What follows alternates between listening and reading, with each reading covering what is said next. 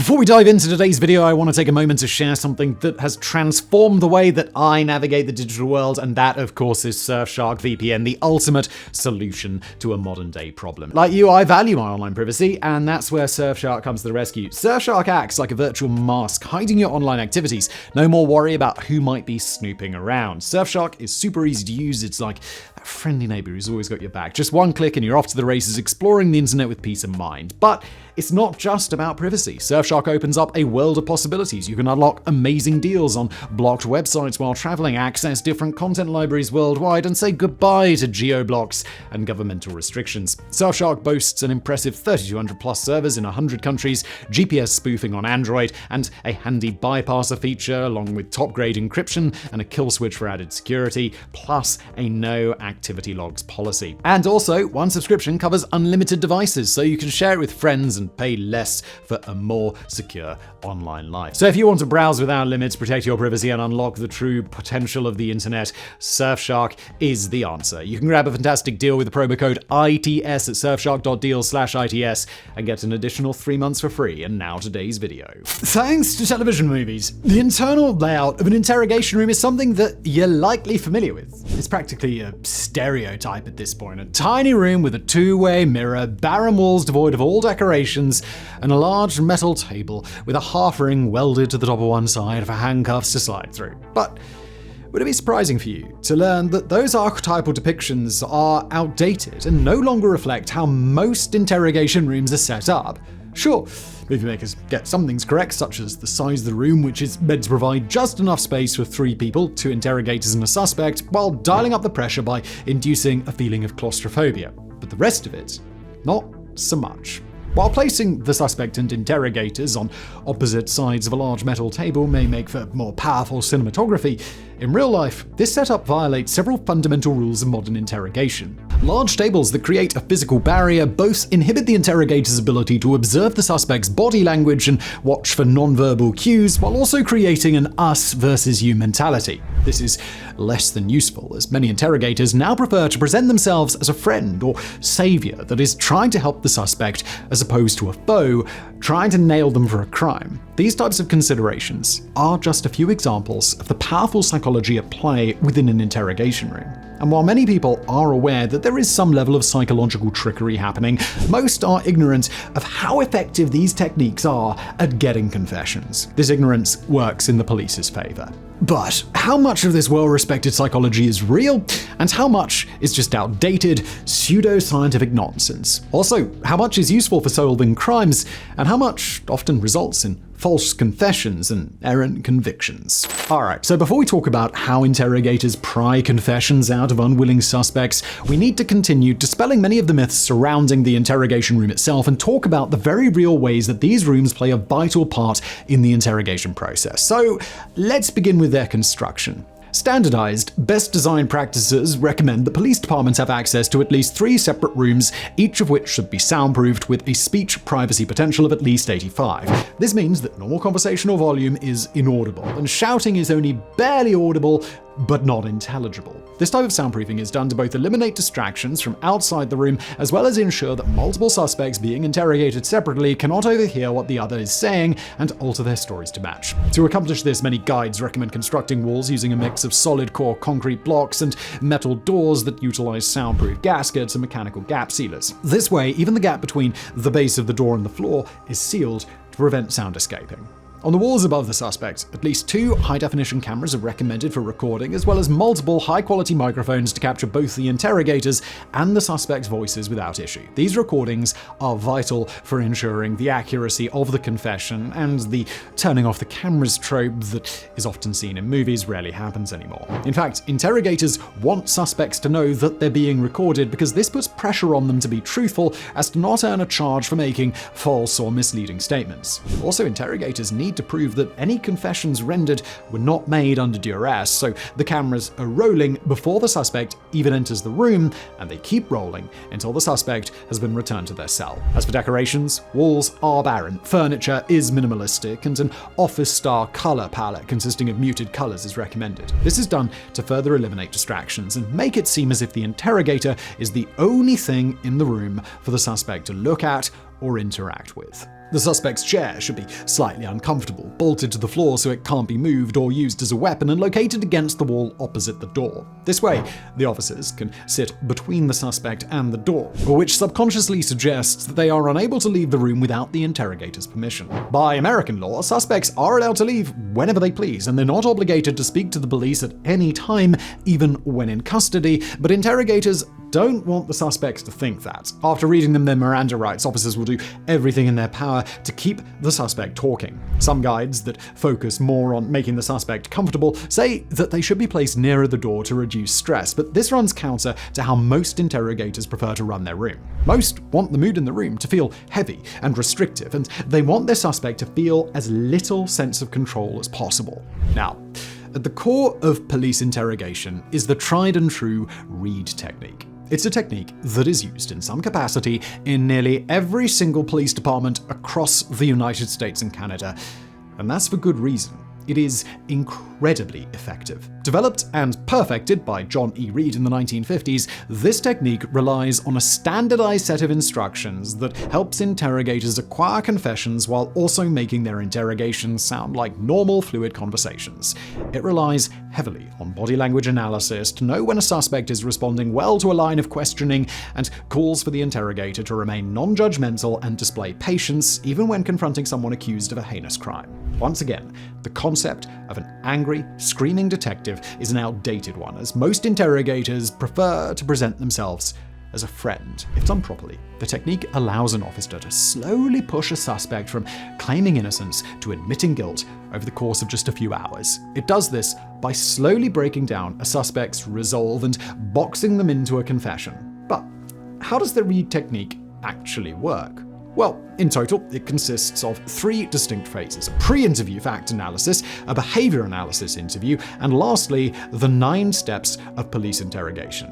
Now, that might sound like a lot, and that's because it is, but stay with me. I'm going to explain how each step works, because the purpose of each step is both fascinating and also pretty concerning. The first phase is as simple as it sounds, a pre-interview fact analysis. This simply means that interrogators need to have an extensive knowledge of the crime that they're investigating before they enter the room with their suspect. This way, while executing the rest of the Reid technique, they can quickly identify when something their suspect claims is not consistent with the facts of the case. The second phase is the first to directly involve the suspect, and it's known as a behavioral analysis interview. This is a process where officers will take time to sit with the suspect and ask a series of preliminary and non-accusatory questions that are unrelated to the crime in question.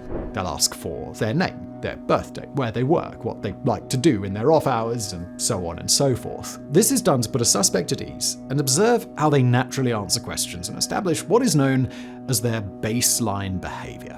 By comparing their baseline behavior during these simple questions to the behaviors they display during more serious lines of questioning, officers can more accurately detect deception than they could in the past. But we'll talk more about the problem with deception detection in a later section. After the suspect appears to be growing comfortable and the officers feel that they have observed them long enough to recognize changes in their behavior, they'll then ask the suspect to give a recollection of their side of the story. Officers will take careful mental notes of any inconsistencies or possible lies that they notice along the way.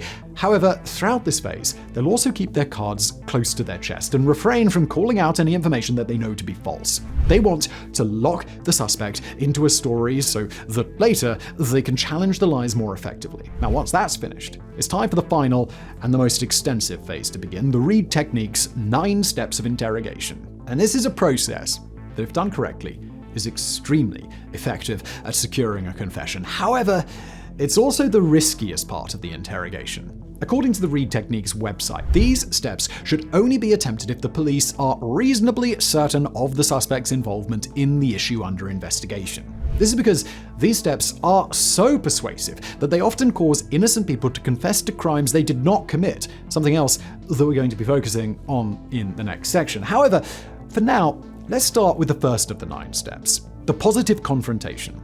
This is when the interrogator first reveals to a suspect that they have evidence of their involvement in the crime that they're discussing. This step is oftentimes also referred to as the accusation, and it's usually met with a quick denial from the suspect. Then, depending on the circumstances of the case and whether or not it benefits them, officers may present evidence of the suspect's guilt, or they may simply allude to the evidence. The second step is known as theme development, and this is when the officer begins to offer a morally justifiable reason for why the crime in question may have occurred. The officer may place blame on another person, sometimes even the victim, and will continue to display a sympathetic attitude toward the suspect. This justification is delivered as a monologic narrative that paints the suspect in a positive light and allows them to begin considering whether they can change their story to satisfy the officer while also continuing to appear innocent. You've probably seen this in movies. An officer might say something like, "But he had it coming, right? He was a bad guy. You were just trying to protect your friends." The third step involves rejecting denials, and it simply states that any denial of guilt from this point on should be decisively rejected by the officer. If a suspect claims that they didn't commit the crime, the officer should immediately say something like, "Let's not deny this anymore," or "Oh, we've moved past that already, it's time to acknowledge what you've done." For those who are guilty, these objections will slowly become fewer as officers whittle away at their confidence. But the Reid technique website also states that any innocent person will likely refuse to move past this step and will continue to deny their involvement. This is considered a safeguard against false confession. However, this belief is not at all accurate. The fourth step is to appropriately overcome objections. This step works together with the previous step and involves taking into account the objections that a suspect may offer to prove their innocence. Suspects may say things like, "I wouldn't kill her because I love her," or "What reason would I have to commit this crime?" It is noted that these objections should not be outright dismissed the way a denial should be, and instead should be incorporated into the interrogator's narrative to further strengthen it. For instance, if a person does claim that love would have prevented them from killing their significant other, then the officer may suggest that a known prior affair was the justification. How well an officer can do this on the fly depends greatly on their skill as an interrogator. The fifth step involves displaying sincerity, and it is triggered when a suspect begins to show signs of regret or remorse for their actions. During this step, interrogators should begin working to develop an even closer connection with the suspect so that they will be more likely to divulge their confession. To do this, officers will sometimes move their chair closer to the suspect, lower their voice, or place a comforting hand on the suspect's shoulder. If the officer has managed to construct a believable justification that works in favor of the suspect, this will be a powerful motivator for confession, as the suspect will now believe that the officer is on their side. If the suspect brings up the possible consequences of their actions, the Reid technique states that these should be minimized immediately to keep focus on that moment and off of the future. The sixth step begins when, after step 5, the suspect still appears remorseful but has not yet rendered a confession. This one simply states that the officer should re-establish their suggested justification for the crime while also offering up alternative reasons that the suspect may instead latch onto. And keep in mind that during each of these steps, officers are continuing to watch for behavioral cues that indicate when a suspect is being receptive to what the officer is saying. If the suspect begins to show greater emotion during this step, or if the suspect begins to cry, the Reid technique states that the officer should infer guilt. The seventh step is to present an alternate question. If at this point the suspect has still not confessed, the interview will likely be stretching into its third or fourth hour, and officers should present 2 choices, one of which will paint the suspect in a more positive light. However, neither should absolve the suspect of guilt. Instead, both should inherently infer guilt. For instance, officers might say something like, "Did you go there planning to kill them, or did it happen in the heat of the moment?" This is a powerful means of persuasion that further removes the idea of innocence from the equation and forces the suspect to consider the implications of 2 different confessions as opposed to simply denying one. The former seems more sinister at first glance. However, agreeing to either would be an admission of guilt. This is the point where most suspects begin to crack and consider accepting the less of 2 evils. The 8th step starts once the suspect begins to show signs they've accepted their guilt and are on the verge of admitting it. At this point, the officer will then begin to push for an oral admission of guilt, which simply means that they want the suspect to definitively admit their guilt out loud for the cameras and microphone to capture. Doing so will make retracting this admission in the future much more difficult. After a suspect has admitted that they are responsible, officers will then ask them to retell the story from the beginning. Only this time, they want them to include the new details that they've just confessed to. They want a clean confession from start to finish. But instead of letting the suspect speak uninterrupted like they did during the initial story, they will often interject to ask clarifying questions to make sure the details are well documented and uncover any additional evidence that can be used against them. The ninth and final step is simple. Convert the oral confession into a written one. Now the hard work is done, but to make the confession easier to present at trial, officers will then give the suspect a confession form to fill out in their own words. They encourage the suspect to be thorough and offer apologies to the victims' families. These forms can also be used to establish that a suspect is fit to stand trial by proving that they're mentally capable of understanding the consequences of their actions. So, as I've been alluding to throughout this video, there are serious questions to be answered about the effectiveness and the trustworthiness of the Reid technique, and that's due in large part to its propensity to acquire false confessions. First, the entire point of the Reid technique is to walk a suspect into a confession by slowly and methodically removing any alternatives that do not infer guilt. The technique is not focused on solving a crime because, as noted earlier, it should only be used on a suspect when there is a reasonable certainty of guilt through other evidence. Its only purpose is to obtain a confession. The problem is that the police don't always heed this warning, and the Reid technique is often used on suspects based on an officer's hunch. This is not usually done maliciously, but can still cause major problems for an investigation because the psychological pressures at work make denying one's guilt for an extended period extremely difficult, regardless of whether the suspect is guilty or innocent. So let's think about that. You've been sitting in an uncomfortable chair for hours at a time as two officers tell you in no uncertain terms that you are guilty. Every time you protest your innocence, your claim is immediately dismissed, and the officers, by observing your body language, are becoming increasingly locked in on topics that make you uncomfortable. The room is hot, you have a headache, emotions are high, and you're on the verge of tears because nobody will accept what you're saying. And after all, would it really be that bad if you just gave the officers what they wanted? They're not mad at you, and they've been offering you a morally justifiable reason for why the crime may have happened, so why not just accept that reason and tell them what they want to hear so everybody can just go home? Now, this may not sound like something you'd fall for at a distance, but the Innocent Project's website estimates that hundreds of people do fall for this every single year. And consider this, the police will also oftentimes lie about the amount of evidence they have against a suspect and claim that even without their confession, they will likely be found guilty. This deception is perfectly legal in the United States and Canada, and for suspects who aren't aware that the police can legally lie to them, there is an increased risk that they confess to a less severe crime to pursue a more lenient sentence. This is still a false confession, and people are sentenced to prison every day because of it. Further compounding the problem, studies have also shown that certain groups of people, primarily juveniles, non-native speakers, and those with a reduced mental capacity, are at an elevated risk of providing a false confession, and authorities make little effort to accommodate their individual needs. The police want their confession, and they will not stop until they get one. But the problem with the Reid technique goes even deeper, as there is a fundamental issue with using behavior analysis to detect guilt. In the olden days of police interrogation, it was taught that liars often displayed tells that could be learned and picked up on, and that by watching for these tells, or alternately because of the absence of tells, police could easily separate those who were being honest from those who were not. Looking up and to the left, rapid or even uneven blinking and excessive perspiration could all be seen as indicators of dishonesty. However, in recent years, science has proven that this method is complete pseudo-science because it doesn't consider an individual's normal behaviors or the circumstances of the situation that they're in. As we discussed earlier,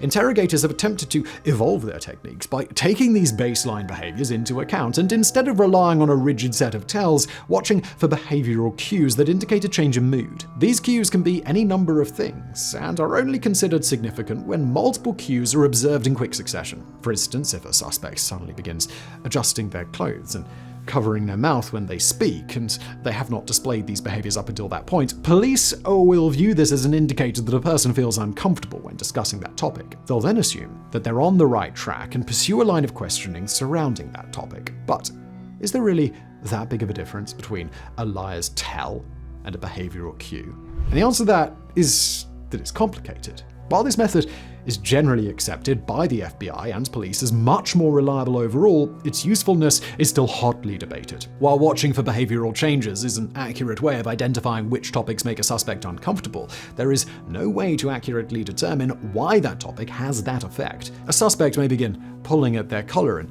shifting in their seat when asked where they were on a particular day, but that doesn't mean that they're guilty of the crime that they're being accused of. They may be nervous because, on the day in question, they were out of town visiting their mistress, but cannot admit that on the record, or their wife might find out. Alternatively, while being provided graphic details of how a victim was murdered, a suspect may settle into their seat and their eyes may become glossy. Police might take this as a sign that they're reliving a moment in their head. However, in reality, the suspect may just be squeamish and doesn't like hearing the details of such violent acts. This is the problem that many have pointed out cannot be ignored. There is simply no way to know what is happening inside a person's head when they're beginning to display behavioral changes. And since so much of the Reid technique relies on detecting these changes in order to home in on difficult topics, this throws the entire technique into question. So, after hearing all of that, you might be left feeling a little bit discouraged by the whole interrogation process, but, well, maybe there's a light at the end of the tunnel. In the UK, a new method of interrogation known as PEACE has been adopted. The acronym stands for Preparation and Planning, Engage and Explain, Account, Closure, and Evaluate. And while we won't be breaking down this method the way we did for the Reid technique, PEACE is often described as less Kojak and more Dr. Phil. Like the Reid technique, PEACE encourages officers to build a rapport with their suspect. However, instead of seeking a confession through extreme pressure, it focuses on information gathering and dissuades interrogators from assuming a suspect's guilt. Proponents of PEACE say that it could drastically reduce the number of false and coerced confessions. However, its effectiveness is still being assessed. The Royal Canadian Mounted Police recently adopted it, but there has been significant pushback by Mounties who claim that it significantly hinders their investigations. This doesn't bode well for future wide-scale adoption. So, for now, America is stuck with the Reid technique, and everyone is just going to have to wait and see how everything pans out. Wait and see, and also keep that lawyer on speed dial.